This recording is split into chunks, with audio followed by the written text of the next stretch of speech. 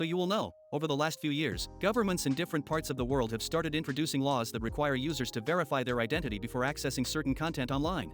The newest platform moving in this direction is Discord. After months of hints, experiments, and small tests, the company officially confirmed that it plans to introduce full age verification across the platform. As soon as the announcement was made, the community reaction was almost instantly negative. In simple terms, most people really disliked the idea. According to Discord, the update would make every account default to what they call a teen-appropriate experience unless the platform can confirm that the user is actually an adult. While editing this video, I noticed that Discord has slightly changed its approach to age verification. They're no longer planning to release the system immediately. It's now expected to roll out in the second half of 2026. On top of that, verification won't be required for everyone. Instead, it will only be needed when trying to access age-restricted channels. If you want to read the full blog, I will leave the link below. While uploading data might sound reasonable at first, the idea of submitting identification online has raised a lot of privacy concerns. Many users are uncomfortable sharing personal documents with large tech companies. This concern is even stronger when it comes to Discord because the platform has experienced several data leaks in the past. Because of this history, many people simply don't trust the company with sensitive personal information. One incident that is often mentioned happened in October 2025,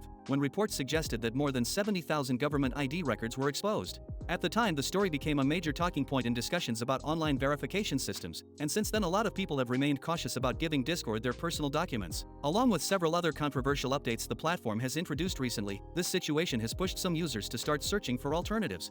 So today I want to highlight a few different platforms you might want to look into. By the way, most of these platforms that I will show are run by small teams or even individual developers, so you might not be able to rely on them the same way you would with Discord. Discord is a large company that has been around for a long time, which makes it more stable overall. With smaller or indie platforms, you might run into glitches or bugs, and fixes can sometimes take longer because the teams working on them are much smaller compared to Discord's team. And also, many of these projects are independent. Their future can also be uncertain. If the platform doesn't perform well or doesn't receive enough support from users and contributors, there's always a chance it could shut down. Personally, I think it would be better if Discord focused more on improving how it handles things like privacy and personal information. If Discord actually fixes these concerns, the platform could still work just as well as it does now, and honestly it might run perfectly fine even if they removed NSFW completely, maybe even better. But that's just my opinion. Let me know what do you think about it. And now, let's get into the video. Before starting the video, if you're a Discord user looking for server boosts, decorations, or nameplates at super low prices, then don't forget to check out our website, and thanks to our automated tools, everything is fully automated. Once your payment is confirmed, your order is delivered instantly, and if anything ever fails, we track all failed orders and complete them automatically as soon as possible. You can also contact me on Discord or Telegram to place your order there, so don't forget to save 80% on all products. Links will be in the description. And now let's start the video. The first alternative I want to mention is STO, which was previously known as Revolt. This is one of the more established options because it has been around for several years already. The development team behind it is currently working on a completely rewritten client, but the newer version is already available and many people are using it daily without major problems.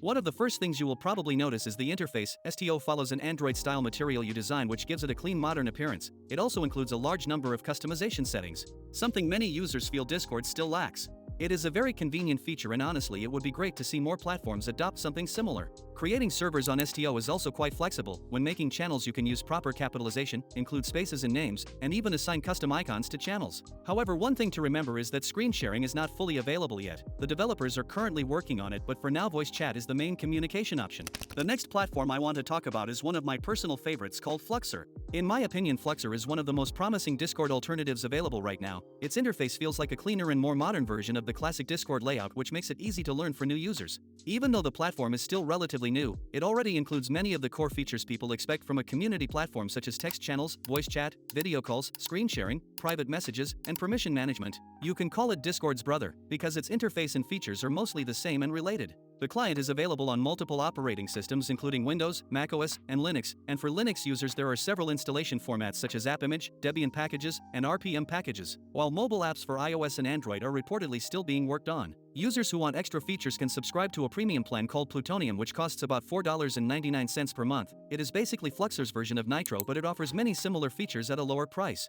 Fluxr also supports extensive theming, and finding themes created by other users can be done directly within the client, which makes customization very simple. Another interesting development is that the project is currently receiving a large update that will make contributing to the platform easier and also allow users to host their own Fluxr instances. And if you run your own instance, you can unlock all Plutonium features completely free. However, there are still a few limitations worth mentioning. The platform is currently in public beta, so the ecosystem, documentation, and overall user base are still relatively small. Mobile apps are not fully available yet, and like many indie platforms, platforms, its long-term success will depend heavily on community growth and developer support. But overall, Fluxr is shaping up to be a very strong alternative, especially for users who want a Discord-like experience combined with open-source transparency and strong customization options. I will also be fully comparing Discord and Fluxr and will be giving my full review, so make sure to subscribe for that video. Now, while Fluxr focuses on being a clean and modern alternative with strong community features, the next platform takes a slightly different direction and puts a big focus on customization and open-source development, and that platform is Nerimity.